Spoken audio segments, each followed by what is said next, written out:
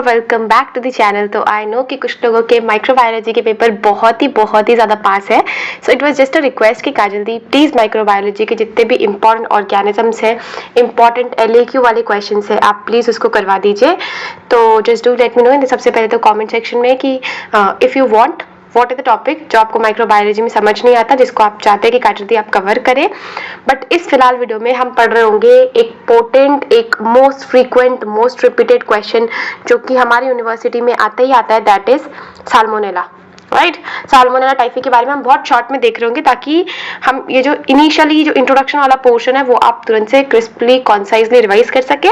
और if you do want further video on it just do let me know in the comment section. ये question usually हमारी university में 20 number में आया था, पिछले साल ही आया था। तो अगर हम इसको स्टार्ट करें तो आप इंट्रोडक्शन वाले पे क्वेश्चन में सबसे पहले तो ये लिखेंगे, ठीक है। आप इसको इंट्रोडक्शन में लिखेंगे कि it is a gram negative bacteria, non capsulated और नॉन स्पोरिंग है, मतलब कैप्सूल नहीं है, स्पोरिंग नहीं है, बट ये मोटाइल होता है और मोटाइल में भी ये पेरिट्राइकस फ्लैजिला होता है इसमें, ठीक है। तो और ये इसकी जो फैमिली है दैट इज एंटेरोबैक्टीरियासी। तो दिस आर इंट्रोडक्टरी पोर्शन की gram negative, non capsulated, non sporing, motile और इसके अलावा एंटेरोबैक्टीरियासी की फैमिली से बिलोंग करता है। Now come to the classification. इसके 3 अलग अलग तरह के क्लासिफिकेशन है। एक तो जो जनरल क्लासिफिकेशन हम ये देख रहे हैं, एक एंटीजन के बेसिस पे भी क्लासिफिकेशन है, एक मॉलिक्यूलर क्लासिफिकेशन भी है। तो सबसे पहला क्लासिफिकेशन लिखेंगे, एक तो टाइफॉइडल, नॉन टाइफॉइडल। समझ में आ रहा है कि टाइफॉइडल का मतलब जिससे टाइफॉइड हो सकता है, टाइफॉइड, राइट। तो टाइफॉइडल। अब इसके में 2 एग्जांपल्स है, that is typhi and paratyphi. ये जो टाइफी और पैराटाइफी है ये सिर्फ ह्यूमन होस्ट तक ही, ये जो डिसीज है टाइफॉइड ये सिर्फ ह्यूमन होस्ट में होता है, बिकॉज क्योंकि ये क्या कॉज करता है, दिस कॉजेस एंटेरिक फीवर। दूसरा आता है नॉन टाइफॉइडल टाइप, इसके बारे में भी हम फर्दर बात करेंगे। दूसरा क्लासिफिकेशन है एंटीजेनिक क्लासिफिकेशन। एंटीजेनिक अगर क्लासिफिकेशन की बात करें तो इसके 2 फर्दर टाइप है, दैट इज ओ एंटीजन को हम सोमैटिक बोलते हैं, तो SO आता है ना, दैट इज सोमैटिक। और एक होता है दूसरा दैट इज फ्लैजिलर। तो फ्लैजिलर का मुझे आज तक समझ नहीं आया H क्यों लिखते हैं, लेकिन ठीक है, फ्लैजिलर को H एंटीजन लिखते हैं, ठीक है। इस बेसिस पे होता है। पहले एक्चुअली ये जो क्लासिफिकेशन था इसको हम ABCD बोलते थे, ABCD, बट अब इसको क्लासिफाई करके मतलब इसको हटा करके अब नाम दे दिया गया है 1 2 3 4, ठीक है। तो अब हमारे रिसेंट में O एंटीजन के बेसिस पे टोटल 67 सीरोटाइप्स है। 67 सीरोटाइप्स में हम जो 4 पढ़ रहे हैं that is A B C D, 2 4 7 9, ठीक है। शुरू के 2, लास्ट के 2, शुरू के 2 इवन वाले, लास्ट के 2 ऑड वाले, ठीक है। ये हमारे सीरोटाइप है। सीरोटाइप A जो है वो सीरोटाइप 2 है। सीरोटाइप 2 का मतलब क्या कहा जल्दी, स्पेसिफिक एंटीजन जो O एंटीजन है वो टाइप 2 का है। सीरोटाइप 4 का मतलब कहा जल्दी, specific O antigen of type 4 है। तो ये हमारा दूसरे तरह का क्लासिफिकेशन होता है जिसको हम एंटीजेनिक क्लासिफिकेशन बोलते हैं। और तीसरा होता है that is molecular on the basis of DNA hybridization का प्रोसेस, ठीक है। तो ये हमारा तीसरा टाइप का काइंड ऑफ क्लासिफिकेशन होता है when it comes to typhoid और साल्मोनेला के बारे में। तो जो तीसरा तरह क्लासिफिकेशन है दैट इज DNA हाइब्रिडाइजेशन के बेसिस पे इसमें 2 इंपॉर्टेंट क्लासेस बनते हैं, एंटेरिका एंड बोंगोरी, ठीक है। बंगाली नहीं, बोंगोरी, ठीक है। अब एंटेरिका के अंदर फर्दर 6 सब स्पेशीज है, जिसमें हमको जो 3 है हम याद कर सकते हैं। मोस्ट इंपॉर्टेंटली हमको जो याद रखना है दैट इज एंटेरिका। एंटेरिका हमको इसलिए याद करना है क्योंकि सबसे ज्यादा पैथोजेनिक और नॉन पैथोजेनिक टाइफॉइड जो साल्मोनेला टाइफॉइड है वो इसी के अंदर आते हैं, सब स्पेशीज एंटेरिका के अंदर। इसकी एंटेरिका स्पेशीज और सब स्पेशीज एंटेरिका के अंदर ही हमारे सारे मोस्टली पैथोजेनिक और नॉन पैथोजेनिक फॉर्म्स जो हैं वो हमारे टाइफॉइड के आते हैं, ठीक है। तो ये मॉलिक्यूलर हाइब्रिडाइजेशन के DNA हाइब्रिडाइजेशन के बेसिस पे है। और this is second one is salmonella bongori. इसके लिए आपको ज्यादा लिखने की जरूरत नहीं है। नाउ एंटीजेनिक स्ट्रक्चर के बेसिस पे 3 एंटीजन है। एक के बारे में हमने पढ़ लिया, सोमा से O आया, फ्लैजिलर से H आया, और एक होता है capsulated surface antigen, capsular antigen या सब सरफेस एंटीजन। कैप्सुलर एंटीजन भी बोलते हैं, सरफेस एंटीजन भी बोलते हैं। देखो इसमें एक डिफरेंस है कि O और H के बीच में डिफरेंस पूछते हैं यूजुअली। इसका डिफरेंस का एक्चुअली क्लिनिकल सिग्निफिकेंस है, इसलिए हम इसके डिफरेंस को भी समझेंगे। लेकिन एक हम ये जो छोटा सा टॉपिक है इसको पहले कवर कर लेते हैं, क्योंकि सिंस अगर ये LAQ में आता है तो हम तीनों ही एंटीजन को अच्छे से डिस्क्राइब कर रहे होंगे, ठीक। देखो VI की बात करें मतलब सरफेस इन्वेलप की, तो इसको हम कैप्सुलेटेड या कैप्सुलर एंटीजन भी बोलते हैं। ये करना क्या चाह रहा है, सरफेस इन्वेलप है तो ये जो हमारा O एंटीजन है इसको कवर करके रख रहा है, ठीक है। इसका काम है कि हमारा जो O एंटीजन है इसको कवर करके रखे। इसका बहुत सिग्निफिकेंस है। इसके सिग्निफिकेंस अगर हमको बताना हो काजल दी तो it is related to, it signifies the virulence, ठीक। ये हमको यूजुअली दिखते हैं कुछ ही सीरोटाइप्स में, मेनली जिससे हमको टाइफॉइड होता है दैट इज टाइफी, पैराटाइफी और एक ड्यूबिन इन कुछ सीरोटाइप्स में हमको VI या कैप्सुलर एंटीजन देखने को मिलता है। ये बहुत पुअरली इम्यूनोजेनिक होते हैं। इसका डायग्नोसिस के पर्पस में कोई खास यूज नहीं है, उसमें हमारे O और H एंटीजन का यूज होता है, इसीलिए वो ज्यादा सिग्निफिकेंट हो जाते हैं। तो पर हम यहाँ पे कैप्सुलर में लिखेंगे कि does not have any important significance in case of diagnosis, but VI antigen को हम यूज कर सकते हैं फॉर वैक्सीनेशन पर्पस। बहुत important topic that is somatic और फ्लैजिलर, मतलब O एंटीजन और H एंटीजन के बारे में डिफरेंस पढ़ेंगे, क्योंकि ये काफी ज्यादा इंपॉर्टेंट है हमारे वाइवा के पॉइंट ऑफ व्यू से और हमारे SAQ के पॉइंट ऑफ व्यू से, ठीक है। और आगे जब हम क्लिनिकल फीचर्स देखेंगे उसमें भी हमारे डायग्नोसिस में इंपॉर्टेंट हो जाता है। देखो जो O एंटीजन है, इसको O लिख लो, इसको H लिख लो, तो ये लाइपोपॉलीसैकेराइड का सेल मेम्ब्रेन बना होता है, इसका पार्ट होता है, और ये बना होता है फ्लैजिलिन नाम के प्रोटीन से, ठीक है।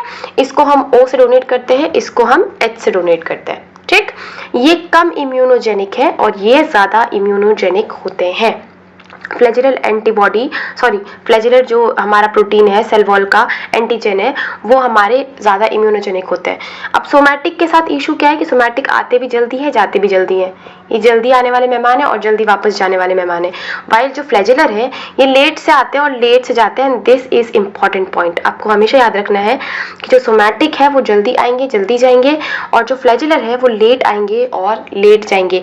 आपको समझ में आएगा कि मैं आपको ये याद करने के लिए क्यों बोल रही हूँ, क्योंकि इसके बेसिस पे आगे आपको यूज आएगा, क्लिनिकल सिग्निफिकेंस है। तो ये हमको आगे याद रखना है कि फ्लैजिलर लेट आएंगे, लेट जाएंगे, और सोमैटिक जल्दी आएंगे, जल्दी जाएंगे।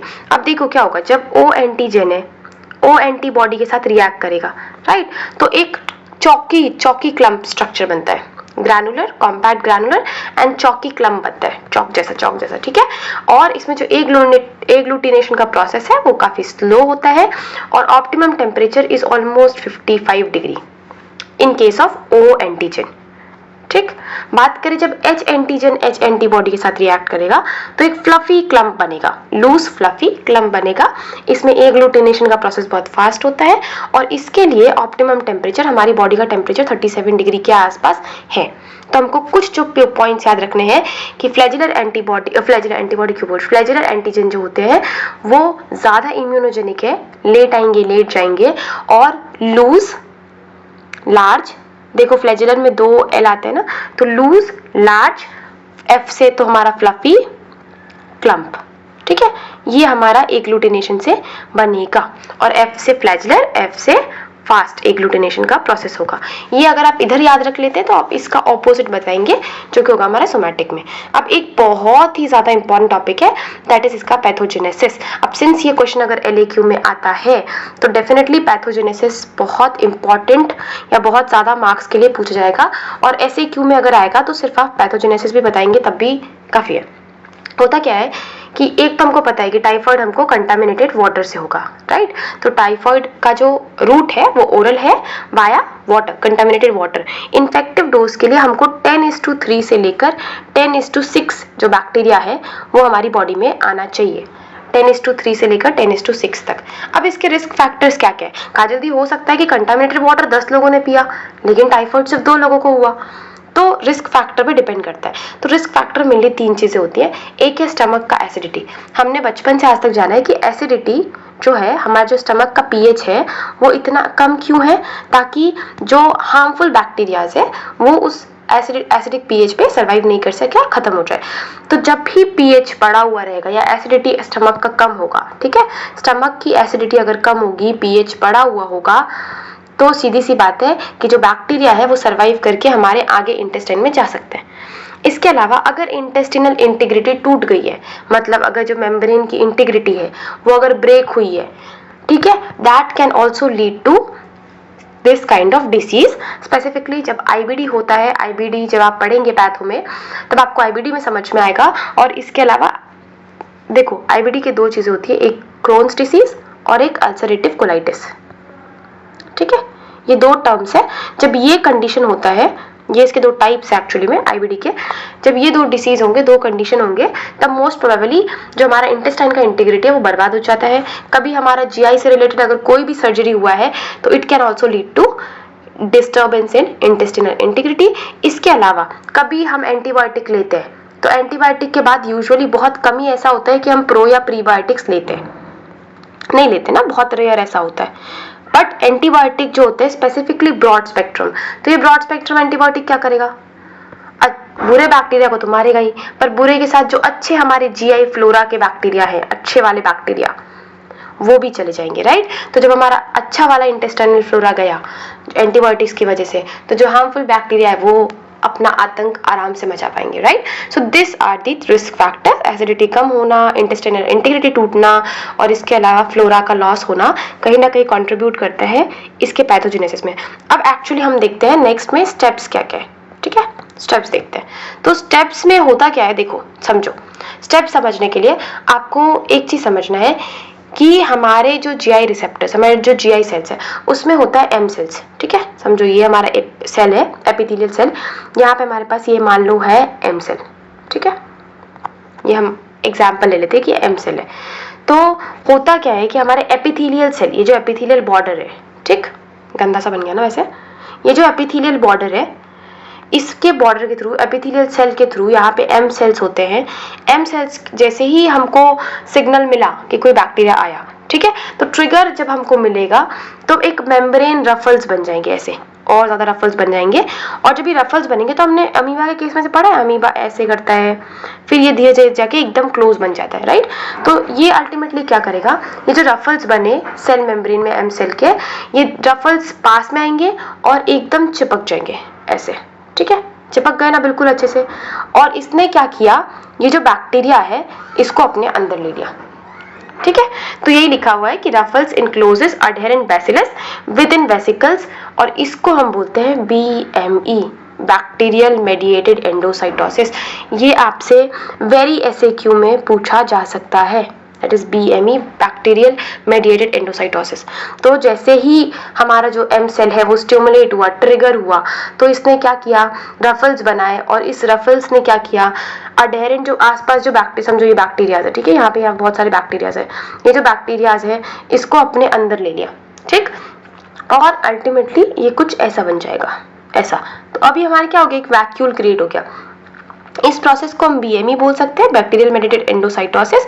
और ये जो वैक्यूल है इसके अंदर है हमारे पास बहुत सारे टाइफॉइडल बैक्टीरिया। अब होगा क्या कि ये जो वैक्यूल बना, ये जो टाइफॉइडल वैक्यूल हमने बनाया, हमारे एम सेल्स ने बनाया, ये वैक्यूल पहुंच जाएंगे हमारे सबम्यूकोजा के पास, ठीक है। सबम्यूकोजा के पास गए, सबम्यूकोजा में प्रेजेंट है हमारे मैक्रोफेजेस, ठीक। अब मैक्रोफेज कोशिश करेंगे कि जितना ज्यादा हम मार सके, खा पी के खत्म कर सके, खत्म कर देंगे। बट सिंस होता क्या है कि जो सरफेस है, ठीक है, जो हमारा बैक्टीरिया का सरफेस है, तो सीधी सी बात है कि मैक्रोफेज जैसा कोई इंसान तो है नहीं जो कि खा के डाइजेस्ट कर लेगा। मैक्रोफेज खुद भी कुछ डाइजेस्ट करता है, वो बिकॉज ऑफ एंजाइम, राइट, या बिकॉज ऑफ केमिकल अल्टरेशन। तो अब जो हमारा बैक्टीरिया है वो है इंटेलिजेंट, इसने क्या किया, अपना जो सरफेस था उसमें कर दिया थोड़ा सा अल्टरेशन, और अल्टरेशन करने की वजह से क्या हो गया कि अब जो ये टाइफॉइडल बैक्टीरिया है ये ससेप्टेबल नहीं है लाइसोजाइमल एंजाइम के। जो एंजाइम जो हमारे बैक्टीरिया मैक्रोफेजेस के अंदर थे, जो कि इस बैक्टीरिया को खत्म करने वाले थे, अब वो एंजाइम्स इस बैक्टीरिया को पहचान ही नहीं पा रहे, क्योंकि इसने अपने आप को थोड़ा सा मॉडिफाई कर लिया। जैसे ही मॉडिफाई कर लिया, अब लाइसोजाइमल एंजाइम ने बैक्टीरिया को पहचाना नहीं, खत्म, अब वो बैक्टीरिया बच गया, सेफ है ये बैक्टीरिया। तो अब जब ये बैक्टीरिया सेफ है तो अब ये कहीं भी घूम सकता है।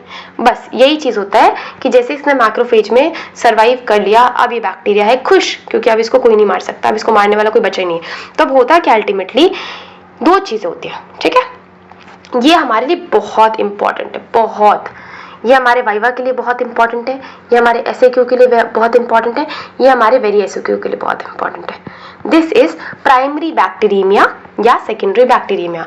होता क्या, देखो, अब जब ये मैक्रोफेज से बच गया, ठीक, अब जो मैक्रोफेज के अंदर है ये हमारा बैक्टीरिया, ठीक है, यहाँ से बच करके अब ये हमारे लिम्फेटिक्स के थ्रू चला गया ब्लड स्ट्रीम में। तो प्राइमरी बैक्टीरियमिया का मतलब होता है इस साल्मोनेला का बचना मैक्रोफेज से, ठीक है, लिम्फेटिक्स के थ्रू। अब ये कहाँ जाएगा, ब्लड स्ट्रीम में, ठीक है।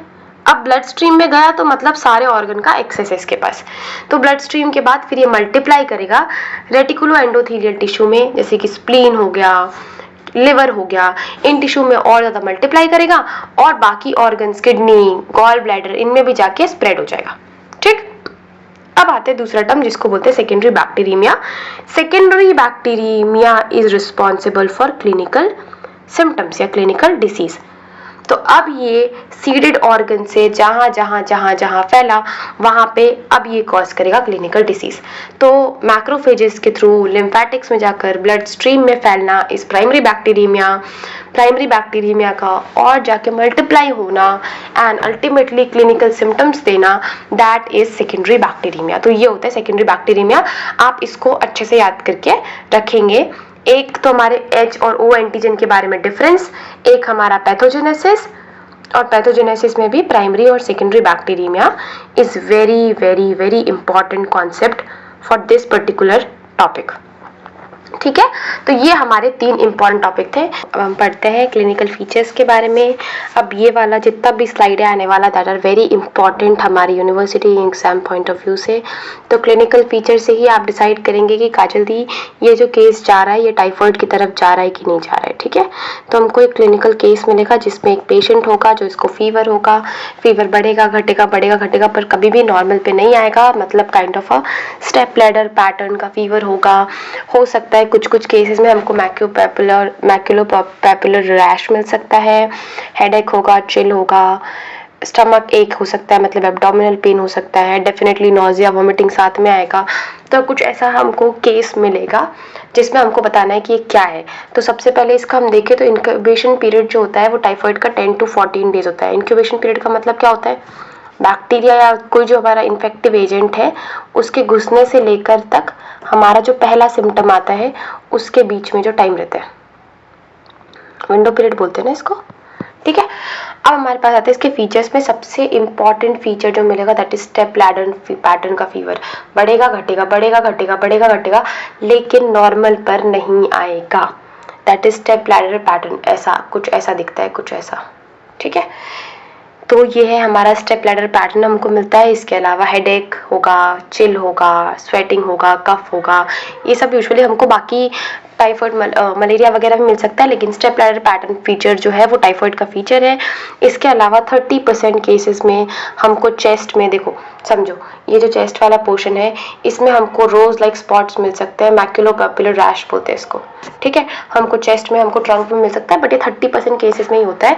जरूरी नहीं है कि आपको टाइफाइड हो तो आपको मैक्यूलोपैपुलर रैश देखने को मिले। एक तो मुझे बोलना भी नहीं आता सही से।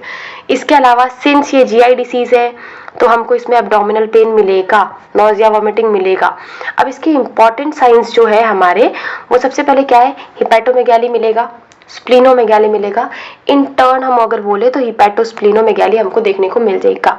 इसके अलावा इपिस्टैक्सिस देखने को मिल सकता है, ब्रेडिकार्डिया देखने को मिलेगा। ब्रेडिकार्डिया मतलब हार्ट रेट कम होना, कितना, लेस देन 60, ब्रेडिकार्डिया। ठीक है, इसके अलावा इसके कॉम्प्लिकेशंस जो होते हैं, तो कॉम्प्लिकेशन सिंस ये GI डिसीज है तो मेनली जो इसके कॉम्प्लिकेशन होंगे वो GI रिलेटेड होंगे। दैट इज हो सकता है कि हमारा GI ब्लीडिंग हो, और बहुत ही सीवियर केस अगर हुआ तो इंटेस्टाइन में परफोरेशन हो जाता है। This is literally a very serious complication of typhoid.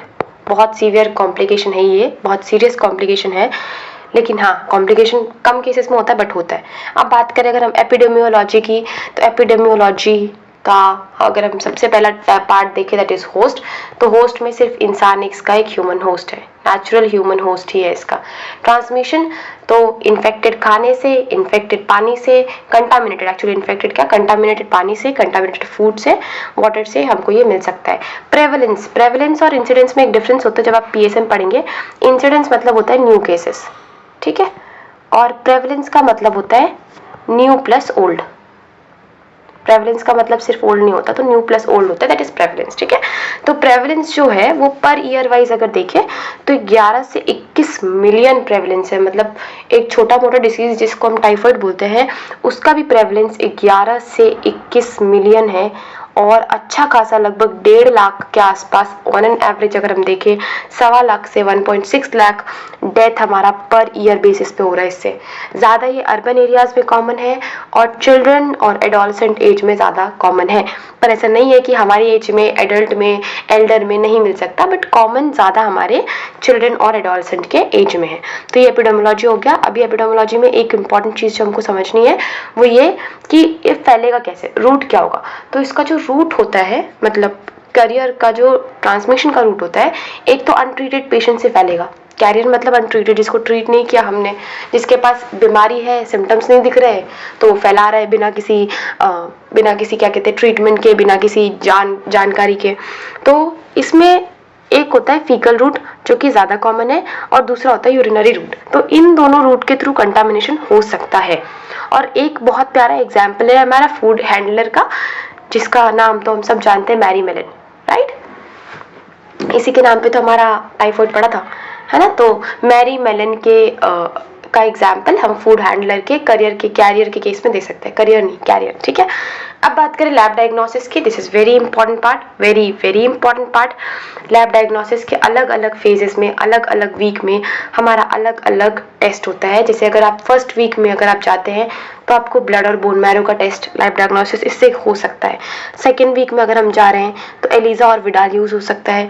अगर हम थर्ड वीक या फोर्थ वीक में जा रहे हैं तो हम स्टूल और यूरिन एग्जामिनेशन से पता करेंगे टाइफाइड के बारे में। अब बात करें फर्स्ट वीक की, तो फर्स्ट वीक में क्या होता है, फर्स्ट वीक में हमने देखा कि ब्लड और बोन मैरो कल्चर करते हैं। अब इसका जो कन्वेंशनल रूट है या कन्वेंशनल तरीका है वो है BHI ब्रोथ अगार से, ठीक है। अभी आपको आगे पता चल जाएगा, फुल फॉर्म आगे पता चल जाएगा इसके बारे में जानकारी, बट हम इंट्रोडक्टरी पोर्शन में इतना लिख के आएंगे। और जो ऑटोमेटेड ब्लड कल्चर का तरीका है दैट इज बैकटैक, या इसको ऐसे भी लिख सकते हैं, देखो बैक्टीरिया जैसे ही लग रहा है ना। तो बैकटैक एक्चुअली में इसका ऑटोमेटेड ब्लड कल्चर का एक तरीका है, ठीक है। बात करें स्टूल कल्चर की, तो स्टूल कल्चर हम थर्ड टू फोर्थ वीक में करते हैं, स्टूल और यूरिन का कल्चर, राइट। इसका इंट्रोडक्शन में हम क्या लिखेंगे स्टूल और यूरिन कल्चर के, देखो ये जितने भी मीडियम यहाँ लिखे हुए ना, इनके फीचर्स हम आगे पढ़ रहे होंगे because they are important features, right. इसके हम तीन मीडिया होते हैं, 3 मीडियम होते हैं, 3 ब्रोथ अगार होता है। एक होता है इनरिचमेंट अगार, एक होता है लो सेलेक्टिव और एक होता है हाई सेलेक्टिव। इनरिचमेंट अगार में हम सेलेक्टिव F ब्रोथ यूज कर सकते हैं या ग्राम नेगेटिव ब्रोथ यूज कर सकते हैं। लो सेलेक्टिव मीडियम में हम मैकाउंकी यूज कर सकते हैं और हाई सेलेक्टिव में हम DCA, XLD, विल्सन्स ब्लू, इन तीनों को यूज करेंगे। और इन तीनों में अलग अलग फीचर्स हमको देखने को मिलते हैं, जिससे हम थर्ड टू फोर्थ वीक में डिटरमाइन कर सके कि आपको टाइफाइड है कि नहीं। इसके अलावा यूरिन कल्चर देखें तो यूरिन कल्चर भी थर्ड टू फोर्थ वीक में होता है। इसमें हम ग्राम नेगेटिव मोटाइल बैक्टीरिया या बैसिलस को ढूंढ रहे होंगे, चेक कर रहे होंगे, ये यूरिन कल्चर के बारे में, ठीक। अब हम बात करते हैं अपने नेक्स्ट इंपॉर्टेंट चीज के बारे में, दैट इज बायोकेमिकल टेस्ट। तो बायोकेमिकल टेस्ट में ये सिर्फ कैटालेज को पॉजिटिव देता है, बाकी सब नेगेटिव होते हैं, ठीक। This only gives catalase positive, बाकी ऑक्सीडेज, इंडोल, यूरियस ये हमको सब में लिखना है, लेकिन इसके लिए तीनों के तीनों नेगेटिव है। एक इंपॉर्टेंट चीज हम देख सकते हैं, याद रख सकते हैं, याद रहे तो ठीक है, नहीं याद रहे तो भी कोई दिक्कत नहीं है। H2S गैस जो टाइफाइड के जितने भी हमारे स्पेशीज, सब स्पेशीज है, उसमें काफी अच्छा खासा होता है। एक एक्सेप्शन है S paratyphi A। H paratyphi A में A देखो, A से याद रखो एब्सेंट, तो इसमें H2S गैस नहीं होता, ठीक है। और जो टाइफाइड है, मतलब जो मेन टाइफी फीवर है, उसमें भी थोड़ा बहुत स्पेक मतलब कण, थोड़ा सा बिल्कुल माइनर सा, तो हमको थोड़ा सा ही क्या मिलता है, H2S मिलता है, ठीक। अब एक टेस्ट होता है जिसके बारे में आगे पढ़ेंगे, दैट इज स्लाइड एग्लूटिनेशन। इसमें हम सीरोटाइप पता करते हैं कि टाइफी है, पैराटाइफी A है या पैराटाइफी B है। इसको हम अलग अलग एंटीसेरा के थ्रू पता करते हैं, जिसके बारे में हम आगे देख रहे होंगे। अब देखो ये हमारा बहुत बहुत बहुत इंपॉर्टेंट टॉपिक है।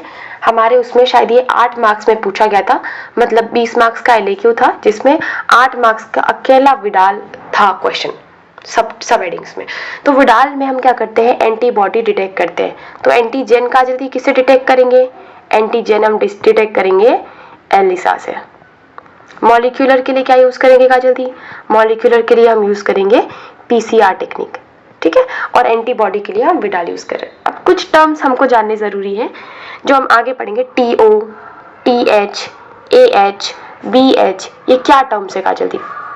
देखो TO, O तो जहां आ गया वो O एंटीजन दिखा रहा है, T मतलब टाइफी में, ठीक है। TH, H एंटीजन दिखा रहा है टाइफी में। अब AH का क्या मतलब है? AH का मतलब पैराटाइफी A मतलब पैराटाइफी A, ठीक, में H एंटीजन, और सेम BH मतलब H एंटीजन पैराटाइफी B में। ये चार हमारे इंपॉर्टेंट टर्म्स है। इससे हम पता करेंगे कि कौन सा तरह का जो हमारा एंटीबॉडी है किसके अगेंस्ट बन रहा है। अब जो विडाल हम यूजुअली करते हैं वो 2nd to 3rd वीक में करते हैं, और इससे हमारा एक सिग्निफिकेंस बनता है फॉल्स पॉजिटिव और फॉल्स नेगेटिव का,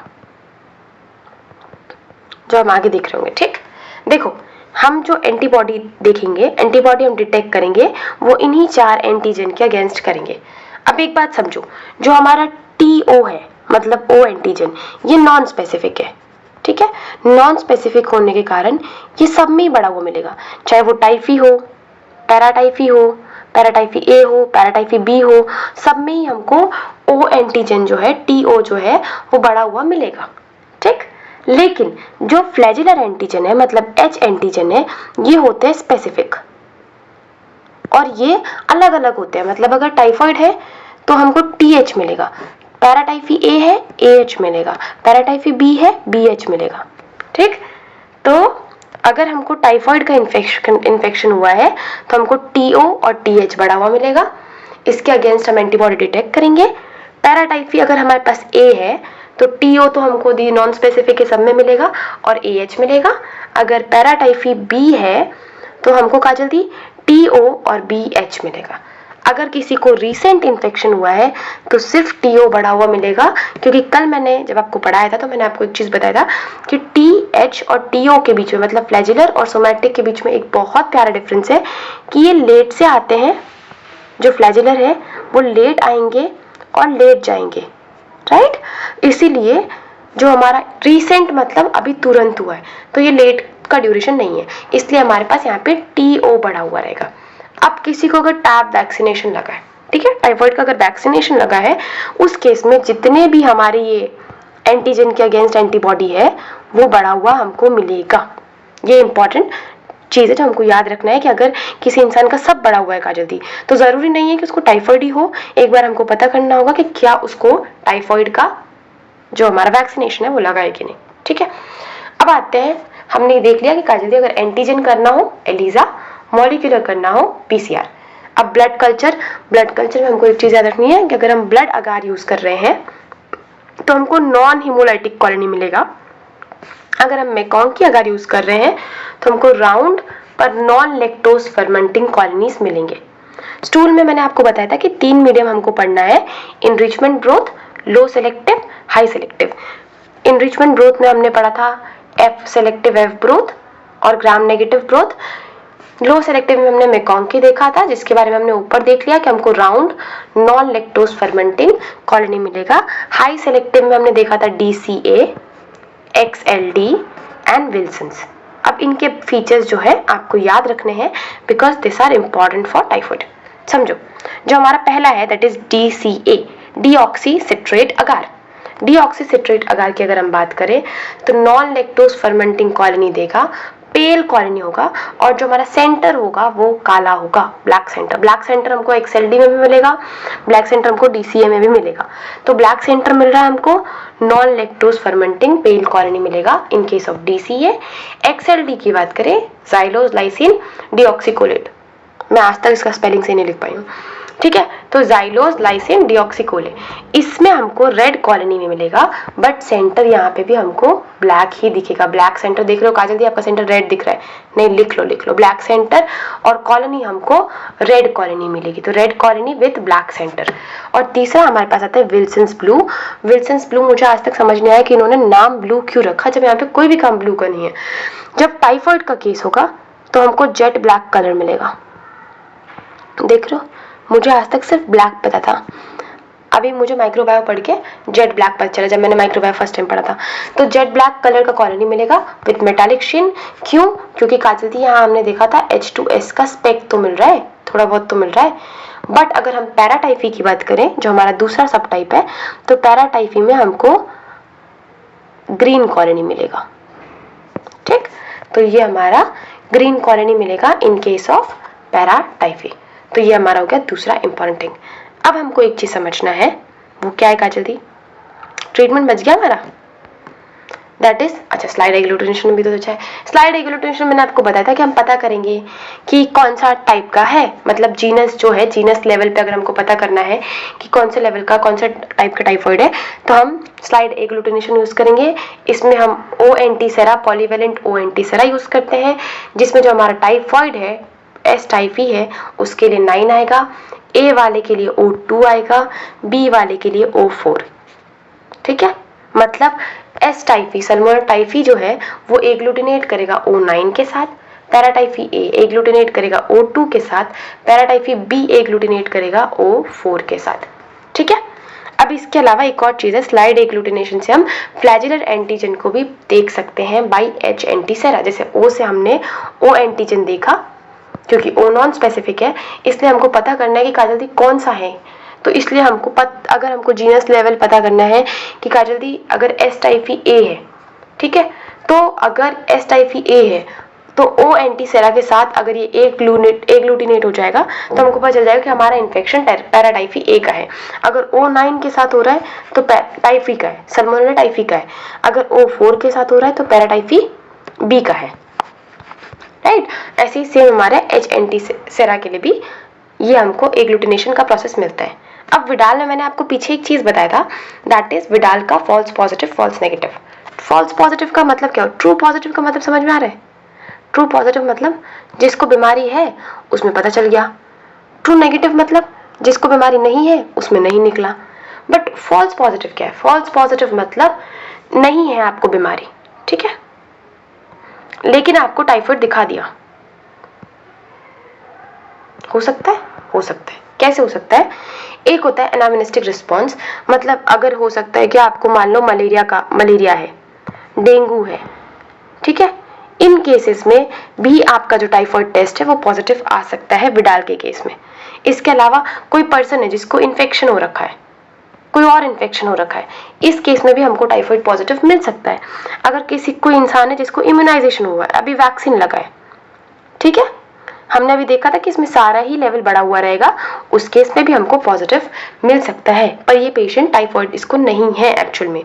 फॉल्स नेगेटिव, फॉल्स नेगेटिव मतलब पेशेंट को टाइफाइड है, टाइफाइड प्रेजेंट है, बट जो हमारा रिपोर्ट है टाइफाइड प्रेजेंट है, बट जो हमारा विडाल है वो हमको बोल रहा है कि टाइफाइड है नहीं। ये कैसे हो सकता है? हमने देखा था जो विडाल है उसका रिस्पॉन्स 2nd से 3rd वीक में आता है। रीजन था कि हमने वीक वाइज पढ़ा था कि 1st वीक में ब्लड और bone marrow, 2nd 3rd week में काजल दी एलिजा विडाल, और 4th वीक में स्टूल और यूरिन कल्चर। इसका रीजन था क्योंकि अगर ड्यूरेशन निकल जाता है तो जो हमारा विडाल है वो फॉल्स नेगेटिव टेस्ट दे सकता है। जैसे अगर पहला हफ्ता है और हमने ब्लड बोन मैरो की जगह विडाल करने की कोशिश की, हमको नेगेटिव मिल सकता है। अगर 4 हफ्ते के बाद करने की कोशिश की, लेट स्टेज हो गया, हमको विडाल नेगेटिव दे सकता है।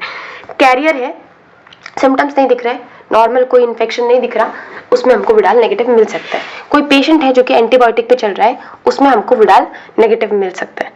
अब मैंने आपको ये चीज़ पहले भी समझाई थी कि जो O एंटीबॉडी है वो नॉन स्पेसिफिक है और ये हर इन्फेक्शन में, टाइफाइड के हर इन्फेक्शन में आपको बढ़ा हुआ मिलेगा, बट जो H एंटीजन है वो स्पेसिफिक है।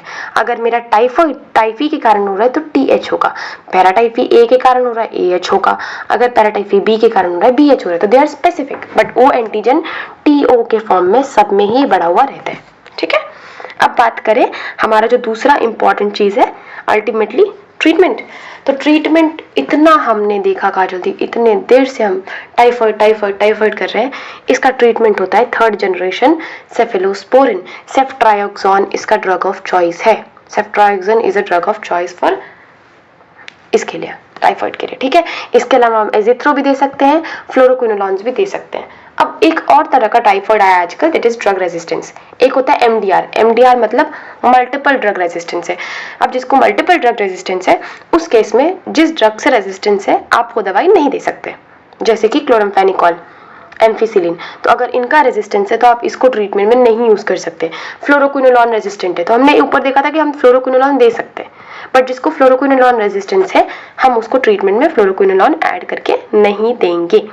नाउ बात करें हमारे वेरी लास्ट इंपॉर्टेंट टॉपिक की, दैट इज वैक्सीन। वैक्सीन में हमने अभी थोड़ी देर पहले देखा था काजल दी टैब वैक्सीन, बट हमको एक चीज समझना है कि टैब वैक्सीन अब यूज नहीं होता है, ठीक है। एक वैक्सीन है जिसको बोलते हैं, हमने देखा था कैप्सुलर का डायग्नोस्टिक इन्फेक्शन, नहीं डायग्नोस्टिक सिग्निफिकेंस तो नहीं है काजल दी, पर हम इसको इम्यूनाइजेशन के लिए यूज कर सकते हैं, राइट। तो हम इसको यूज करते हैं, that is VI antigen capsular polysaccharide vaccine, VICPS capsular polysaccharide vaccine, this is VICPS। और टैब वैक्सीन था जो कि पैरेंट्रल दिया जाता था, बट इसमें होता क्या था कि जो हमारा सल्मोनेटाइफी है उसको हमने पूरी तरह से मार्क करके इसमें डाल दिया और इसको पेशेंट को दे, सॉरी इंसान को, नॉर्मल हेल्दी इंसान को दे दिया। बट सिंस इसके साइड इफेक्ट्स इतने ज़्यादा थे, साइड इफेक्ट्स बोल सकते हैं, रिएक्शन बोल सकते हैं, एडवर्स इफेक्ट बोल सकते हैं, कि हम इसको अब यूज़ नहीं करते हैं फॉर ट्रीटमेंट और for any kind of help toward typhoid. तो टाइफाइड के लिए यूजुअली जो हमारा ड्रग ऑफ चॉइस है, इतना हमने टाइफाइड पढ़ा, हमको अगर किसी को पता चलता है कि काजल दी टाइफाइड है तो हम देंगे सेफ्ट्रायोक्सोन। सेफ्ट्रायोक्सोन देते हैं, बहुत जगह सेफ्ट्रायोक्सोन की जगह एजिथ्रोमाइसिन भी दिया जाता है। बट एक चीज़ है कि अगर फ्लोरोक्विनोलोन, कभी कभी एजिथ्रो से भी तो एलर्जी हो सकती है, रेजिस्टेंस हो सकता है, तो एक बार हमको पता करने की ज़रूरत है अब जब भी हम कोई भी एंटीबायोटिक दे रहे हैं, नो मैटर वॉट, हम कोई भी एंटीबायोटिक दे रहे हैं, it is very very very important कि आपको पता होना चाहिए। तो now I guess you have enough information कि काजल दी मुझे क्या लिख करके आना है अपने साल्मोनेला के टॉपिक पे। This was more than enough, this is more than enough for examination. हम इनिशियली स्टार्ट करेंगे इंट्रो वाले पोर्शन से, इंट्रो के बाद हम क्लासिफिकेशन वाला पोर्शन ऐड करेंगे, ठीक है। क्लासिफिकेशन वाले पोर्शन के बाद हम एंटीजेनिक स्ट्रक्चर बताएंगे। ये हर चीज़ के लिए इंपॉर्टेंट है, चाहे वो बैक्टीरिया पढ़ो, वायरस पढ़ो, ये इंपॉर्टेंट टॉपिक हो जाता है एंटीजेनिक स्ट्रक्चर, ठीक है। इसके अलावा फिर हम अगर डिफरेंस है तो बता दो, नहीं है तो आगे बढ़ो। पैथोजेनेसिस हमारे लिए इंपॉर्टेंट है। पैथोजेनेसिस के बाद हमने क्या देखा था काजल दी, इसमें प्राइमरी और सेकेंडरी बैक्टीरिया में हमें डिफरेंस देख लेना। इंक्यूबेशन पीरियड मतलब क्लिनिकल फीचर्स बहुत इंपॉर्टेंट है। कॉम्प्लिकेशंस और सीवियरिटी एक टॉपिक होगा। एपिडेमियोलॉजी अगर याद रहता है तो बहुत बढ़िया, नहीं याद रहता है तो भी कोई इशू नहीं है इतना ज़्यादा। इसके अलावा लैब डायग्नोसिस बहुत इंपॉर्टेंट है, जितने अच्छे से फैला के लिख के आ सकते हो। इस पर्टिकुलर केस में आपके ऊपर आपको विडाल के ऊपर भी एक SAQ मिल सकता है, ठीक है। तो विडाल के ऊपर आप SAQ प्रिपेयर करके जाएंगे अलग से। इसके अलावा इसका नेक्स्ट टॉपिक हो जाएगा हमारा काजल दी अलग अलग डायग्नोसिस में भी अलग अलग, first week, second week, third week में हम अलग अलग डिफाइन करेंगे। फिर हमारे पास आ जाएगा ट्रीटमेंट के अलावा फिर हमारे पास ड्रग रेजिस्टेंस टाइफाइड आ जाएगा, और फिर अल्टीमेटली आ जाएगा हमारे पास वैक्सीन्स ऑफ टाइफाइड। ये हमारे कुछ इंपॉर्टेंट टॉपिक्स हैं जो हमको कवर करना है when it comes to typhoid. और इससे ज़्यादा क्वेश्चन तो यूजुअली आपसे नहीं पूछा जाएगा। और कुछ ऐसा टॉपिक लगता है कि काजल दी कुछ बच गया है, just to let me know in the comment section. I know कि वीडियो बड़ा हो गया, but I just don't want to compromise with the content, ताकि आपको ऐसा नहीं लगे कि काजल di I am lagging with the content या मेरे को सेटिस्फैक्शन नहीं है। This video is more than enough, चाहे आप कभी भी प्रिपेयर करो, किसी भी चीज़ के लिए प्रिपेयर करो, ठीक है। अब हम मिलेंगे नेक्स्ट वीडियो में, till then bye bye, take care.